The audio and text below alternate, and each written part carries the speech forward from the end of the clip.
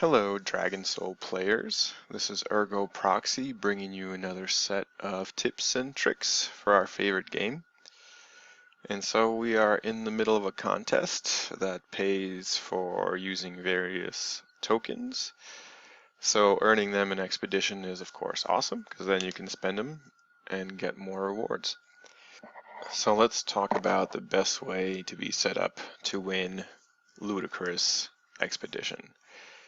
And so this week we've got the Horror Flick special going on still, which means our intelligence units like Drackle and Shaman have their intelligence reduced by 40%.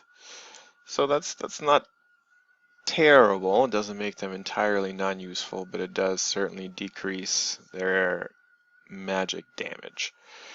So, as you get into this, especially if you want to win Ludicrous Expedition, you want to make sure you're using Medusa with your Shaman to charge up your key heroes. And so when we're talking key heroes for Expedition, for me, that means, as is always the case for everybody, Bard. So you see she's next on my list. The one-shot queen, the thief. I use this guy to help me survive, Silent Spirit. He also reduces the magic resistance of the other team, so he's great paired with any of my magic heroes. Charging up Corgi is not as important. Her white skill is okay, but is more important when she's low on health and she can use lifesteal to get that back. I'll get to Ninja eventually. I'm going to get to Hydra eventually too, but since this is the early stages of Expedition, dropping in Hydra with Shaman, due to the legendary skill, increases his damage too much and the charging process goes too fast. So that's one of these things you're going to have to go on manual to get your tunes to these levels. This guy, Spectral Drake, he is going to be amazing for just winning certain levels. He's one of the reasons you charge him this much is to defend against Bone Dragon's energy suck skill, and that's the case with everybody. You don't really need to charge the Witch. It's nice, but it's not necessary. Same with Horse. I like to have some charge on Brozer. Extends his survivability. I'll probably get to Monk, and in some situations I like to have Rabbit charged up. I'm re-ruining mine, so he's currently not terribly strong.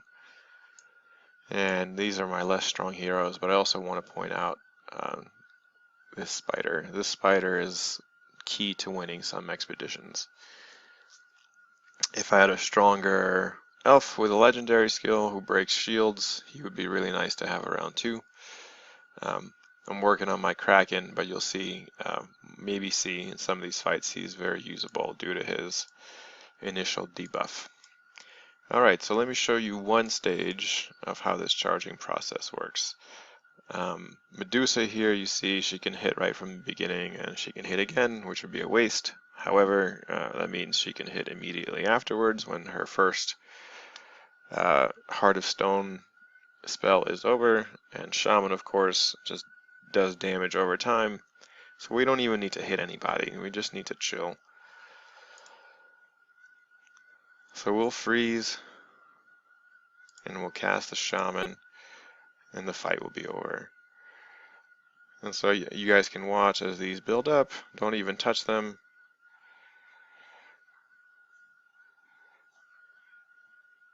Wham.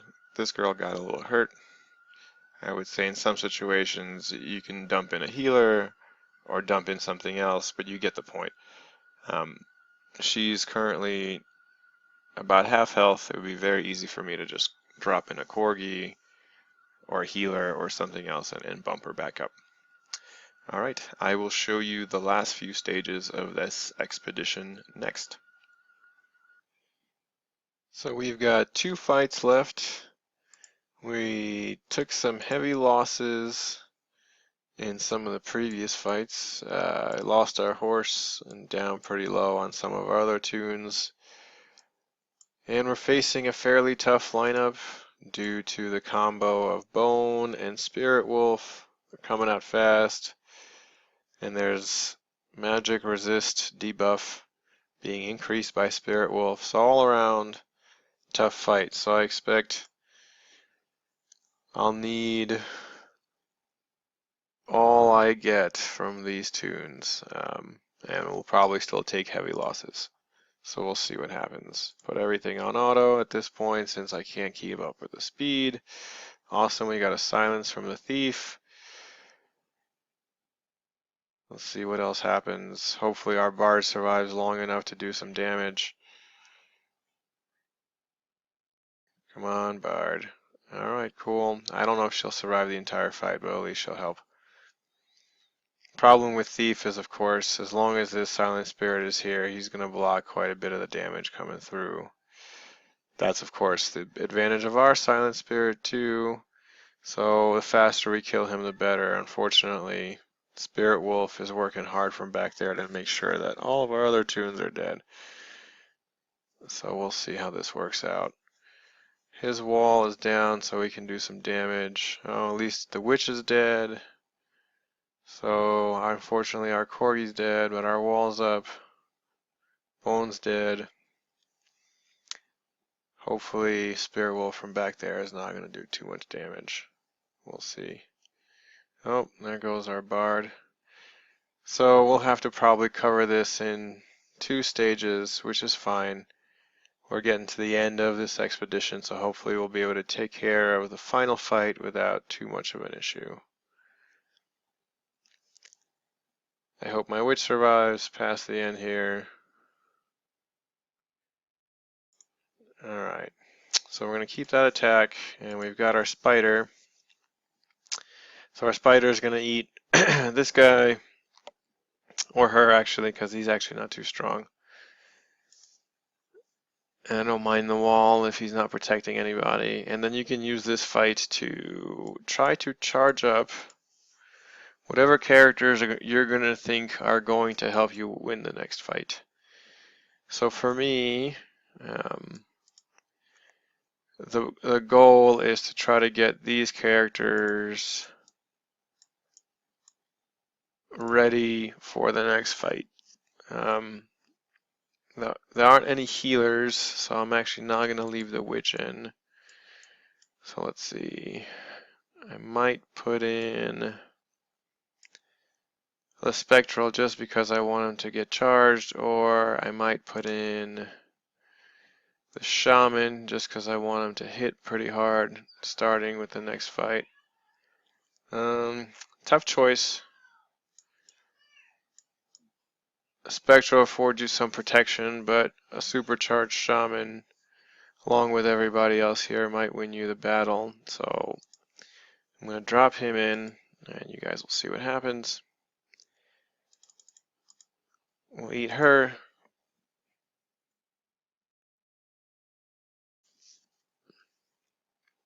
This guy can put up a wall or whatever.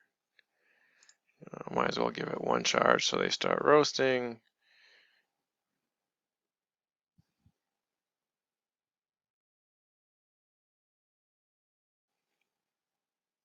This might take a while just to get things operational.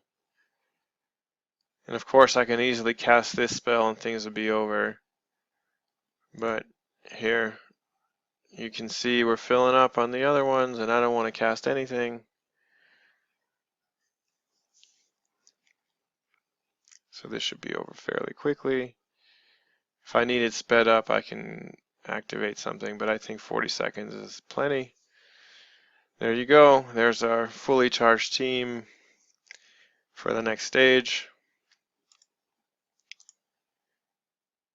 Not pretty, but doable. This guy's an edible. There's an edible. I forget whether she's an edible. So, here we go. Who are we going to eat first? Hydra, I think. Just because of all, I mean, she's also pretty dangerous, but let's start with that. And I'm going to put everything on auto. Shaman casts, some freeze.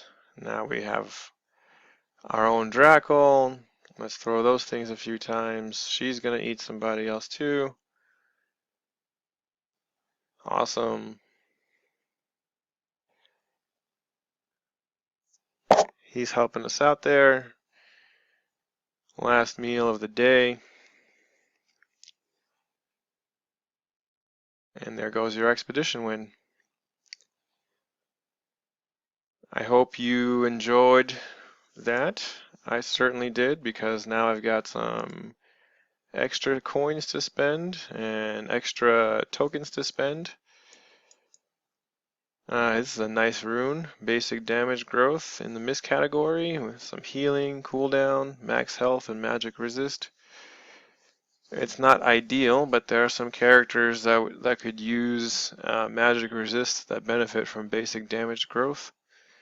So having a gold rune that's 2-star right from the beginning, if you can get the right category fit, as you upgrade, you're going to get bumps in those categories, and that helps out a lot.